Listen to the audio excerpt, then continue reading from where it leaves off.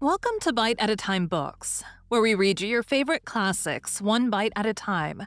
My name is Bree Carlile, and I love to read and wanted to share my passion with listeners like you. If you want to know what's coming next and get updates from me, Bree, sign up for our newsletter at biteatatimebooks.com.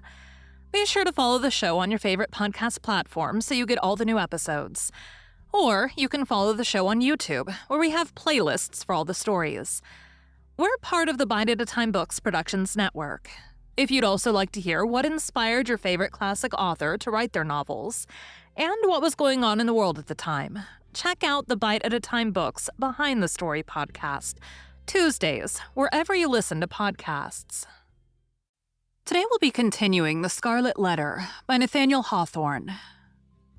Chapter 19. The Child at the Brook's Side. "Thou wilt love her dearly," replied Hester Prynne, as she and the minister sat watching little Pearl. "Dost thou not think her beautiful? And see with what natural skill she has made those simple flowers adorn her. Had she gathered pearls and diamonds and rubies in the wood, they could not have become her better. She is a splendid child, but I know whose brow she has." "Dost thou know, Hester," said Arthur Dimmesdale with an unquiet smile, "that this dear child, tripping about always at thy side, hath caused me many an alarm. Methought— oh, Hester, what a thought is that, and how terrible to dread it, that my own features are partly repeated in her face, and so strikingly that the world might see them. But she is mostly thine." No, not mostly," answered the mother with a tender smile. "A little longer, and thou needest not to be afraid to trace whose child she is. But how strangely beautiful she looks with those wildflowers in her hair. It is as if one of the fairies, whom we left in our dear old England, had decked her out to meet us." It was with a feeling which neither of them had ever before experienced that they sat and watched Pearl's slow advance. In her was visible the tie that united them. She had been offered to the world, these 7 years past, as the living hieroglyphic in which was revealed the secret they so darkly sought to hide, all written in this symbol, all plainly manifest, had there been a prophet or magician skilled to read the character of flame. And Pearl was the oneness of their being, be the foregone evil what it might. How could they doubt that their earthly lives and future destinies were conjoined, when they beheld at once the material union and the spiritual idea in whom they met, and were to dwell immortally together? Thoughts like these, and perhaps other thoughts which they did not acknowledge or define, threw an awe about the child as she came onward. "Let her see nothing strange, no passion nor eagerness in thy way of accosting her," whispered Hester. "Our Pearl is a fitful and fantastic little elf sometimes. Especially, she is seldom tolerant of emotion when she does not fully comprehend the why and wherefore. But the child hath strong affections. She loves me and will love thee. Thou canst not think," said the minister, glancing aside at Hester Prynne, "how my heart dreads this interview and yearns for it. But in truth, as I already told thee, children are not readily won to be familiar with me. They will not climb my knee, nor prattle in my ear, nor answer to my smile, but stand apart and eye me strangely. Even little babes, when I take them in my arms, weep bitterly. Yet Pearl, twice in her little lifetime, hath been kind to me. The first time, thou knowest it well. The last was when thou ledst her with thee to the house of yonder stern old governor." "And thou didst plead so bravely in her behalf and mine," answered the mother. "I remember it, and so shall little Pearl. Fear nothing. She may be strange and shy at first, but will soon learn to love thee." By this time, Pearl had reached the margin of the brook and stood on the farther side, gazing silently at Hester and the clergyman, who still sat together on the mossy tree trunk waiting to receive her. Just where she had paused, the brook chanced to form a pool, so smooth and quiet that it reflected a perfect image of her little figure, with all the brilliant picturesqueness of her beauty, in its adornment of flowers and wreathed foliage, but more refined and spiritualized than the reality. This image, so nearly identical with the living Pearl, seemed to communicate somewhat of its own shadowy and intangible quality to the child herself. It was strange, the way in which Pearl stood, looking so steadfastly at them through the dim medium of the forest gloom.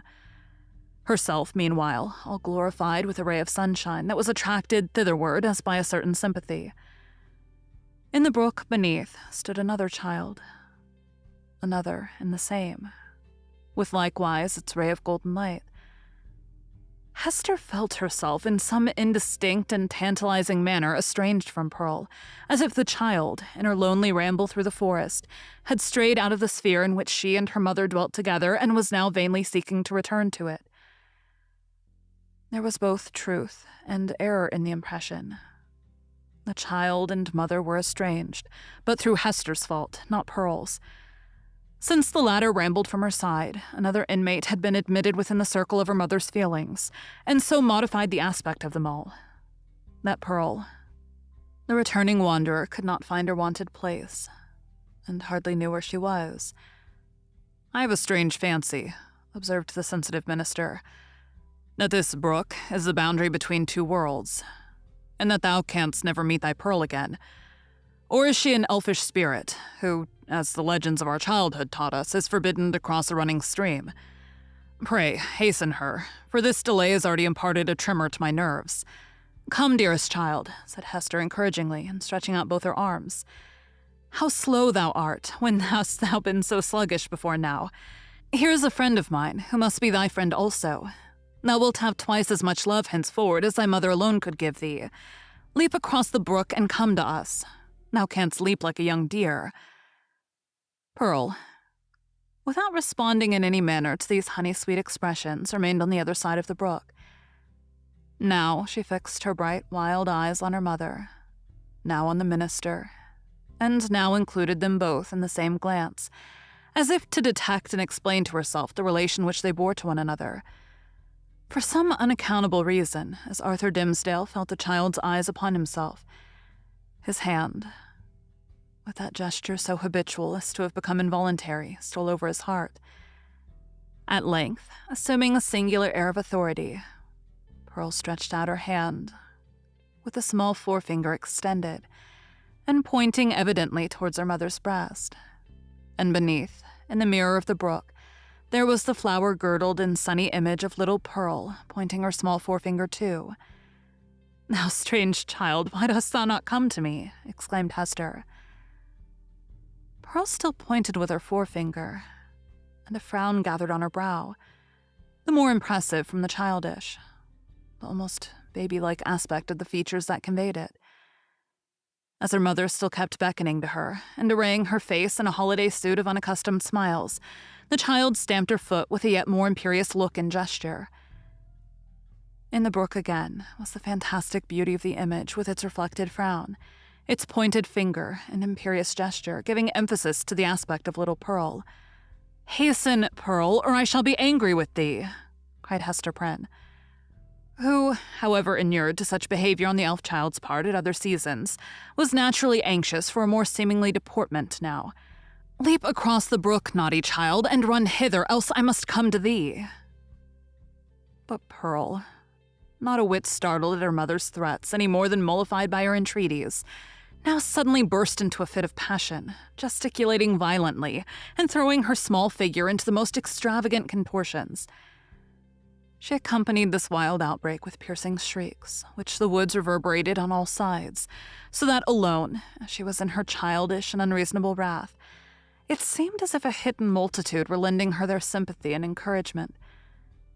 Seen in the brook once more was the shadowy wrath of Pearl's image, crowned and girdled with flowers, but stamping its foot, wildly gesticulating, and in the midst of all still pointing its small forefinger at Hester's bosom. "I see what ails the child," whispered Hester to the clergyman, and turning pale in spite of a strong effort to conceal her trouble and annoyance. Children will not abide the slightest change in the accustomed aspect of things that are daily before their eyes. Pearl misses something which she has always seen me wear. "I pray you," answered the minister, "if thou hast any means of pacifying the child, do it forthwith. Save it were the cankered wrath of an old witch like Mistress Hibbins," added he, attempting to smile.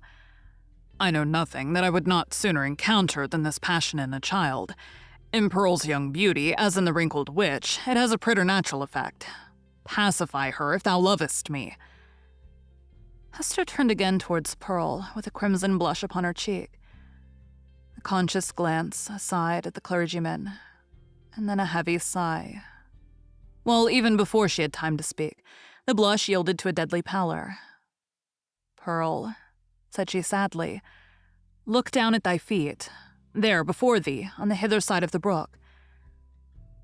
The child turned her eyes to the point indicated, and there lay the scarlet letter, so close upon the margin of the stream that the gold embroidery was reflected in it. "Bring it hither," said Hester. "Come thou and take it up," answered Pearl. "Was ever such a child?" observed Hester aside to the minister. "Oh, I have much to tell thee about her. But in very truth she is right as regards this hateful token. I must bear its torture yet a little longer, only a few days longer, until we shall have left this region, and look back hither as to a land which we have dreamed of. The forest cannot hide it. The mid-ocean shall take it from my hand and swallow it up forever." With these words, she advanced to the margin of the brook, took up the scarlet letter, and fastened it again into her bosom. Hopefully, but a moment ago, as Hester had spoken of drowning it in the deep sea, there was a sense of inevitable doom upon her, as she thus received back this deadly symbol from the hand of fate. She had flung it into infinite space. She had drawn an hour's free breath. And here again was the scarlet misery glittering on the old spot. So it ever is, whether thus typified or no, that an evil deed invests itself with the character of doom. Hester next gathered up the heavy tresses of her hair and confined them beneath her cap, as if there were a withering spell in the sad letter. Her beauty, the warmth and richness of her womanhood departed like fading sunshine, and a gray shadow seemed to fall across her. When a dreary change was wrought, she extended her hand to Pearl. "Dost thou know thy mother now, child?" asked she reproachfully, but with a subdued tone. "Wilt thou come across the brook and own thy mother, now that she has her shame upon her? Now that she is sad?" "Yes, now I will," answered the child, bounding across the brook and clasping Hester in her arms. "Now thou art my mother indeed, and I am thy little Pearl." In a mood of tenderness that was not usual with her, she drew down her mother's head and kissed her brow and both her cheeks. But then, by a kind of necessity that always impelled this child to alloy whether comfort she might chance to give with a throb of anguish, Pearl put up her mouth and kissed the scarlet letter too. "That was not kind," said Hester. "When thou hast shown me a little love, thou mockest me." "Why doth the minister sit yonder?" asked Pearl. "He waits to welcome thee," replied her mother. "Come thou and entreat his blessing. He loves thee, my little Pearl, and loves thy mother too. Wilt thou not love him? Come, he longs to greet thee." "Doth he love us?" said Pearl, looking up with acute intelligence into her mother's face. "Will he go back with us, hand in hand, we three together into the town?" "Not now, dear child," answered Hester. "But in days to come he will walk hand in hand with us. We will have a home and fireside of our own, and thou shalt sit upon his knee, and he will teach thee many things and love thee dearly. Thou wilt love him, wilt thou not?" "And will he always keep his hand over his heart?" inquired Pearl. "Foolish child, what a question is that?" exclaimed her mother. "Come and ask his blessing." But whether influenced by the jealousy that seems instinctive with every petted child towards a dangerous rival, or from whatever caprice of her freakish nature, Pearl would show no favor to the clergyman.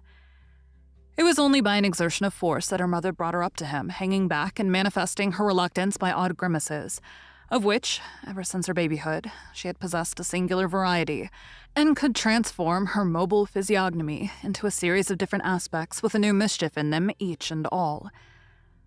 The minister, painfully embarrassed, but hoping that a kiss might prove a talisman to admit him into the child's kindlier regards, bent forward and impressed one on her brow.